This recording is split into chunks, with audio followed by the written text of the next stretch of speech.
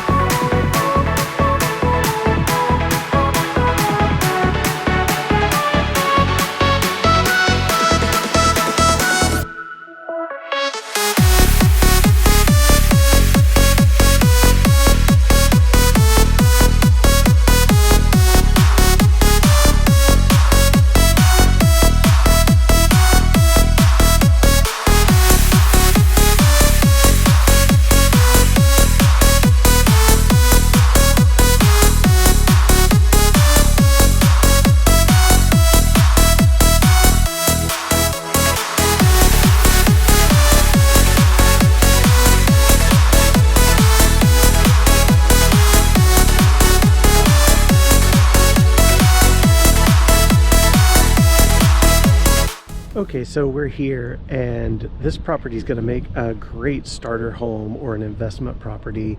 It is a deceptively huge house for a townhome. Like, you walk in and it just keeps going and going and going, which is great. So we're going to get it shot and let's do everything.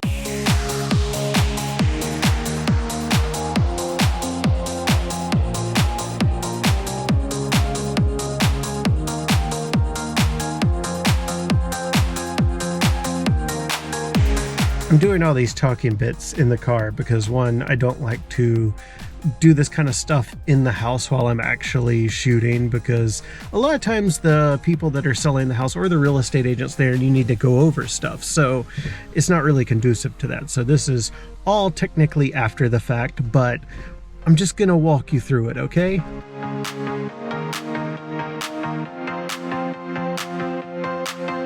All right, that went very well. Like, we went through, did everything.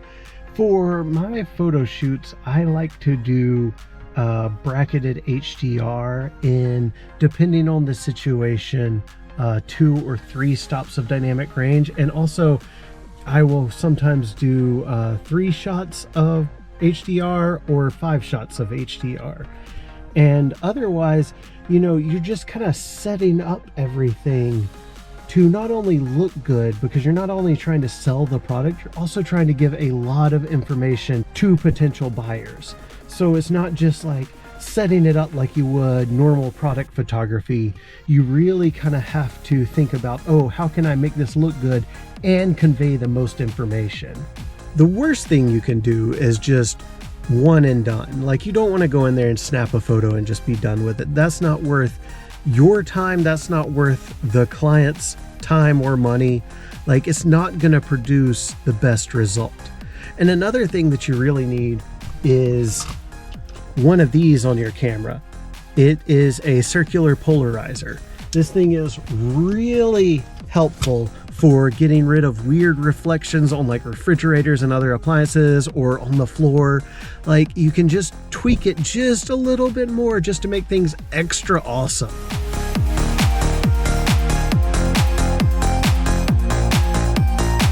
So what I like to do when I go into a specific shot, you know, I talked about making it look really, really nice for the product and for the people trying to gather information, right?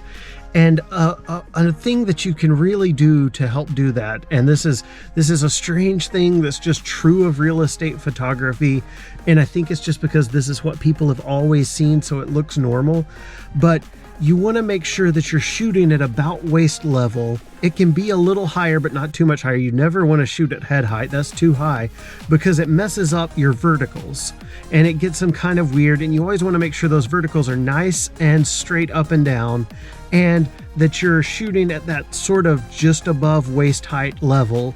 And that just makes everything look nice and great. And it's what real estate agents are used to. It's what people buying real estate are used to. And so you kind of don't want to go out of the norm there. You kind of want to just stick with that ideal. But yeah, once you go through and you shoot everything, if you're like me, you also do some gimbal work and some drone work. And the gimbal work is for the video afterwards. It's like a little fly-through tour where you're just walking through on the gimbal, showing off the house in a video, and then you'll license some music and set it to that. And that is a great piece for real estate agents and for potential buyers, because they absolutely love being able to get all the information they can before they actually go somewhere.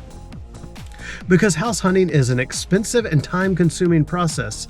So anything that you can help alleviate the pain points of that, you're doing a great job as a photographer or videographer, whatever you classify yourself at. So now everything's all wrapped up and done, and you have to go back and edit everything.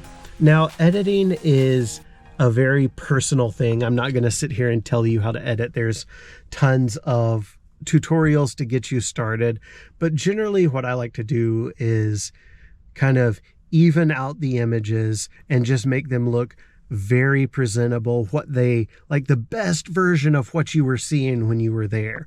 Because you shouldn't really be doing too much like photoshopping other than window pulls and stuff, because if you're removing stuff in Photoshop and everything, that'll get you in trouble with the MLS, like the National Realtors Association stuff.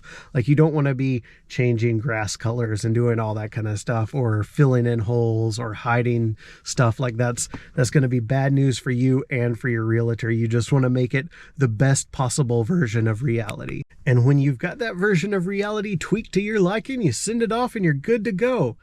And then you got to go find another job and just do this over and over and over and over again. But that's the grind, right? Like, that's how you survive. I hope this is helpful for you. If you guys have any more questions about this process, please let me know.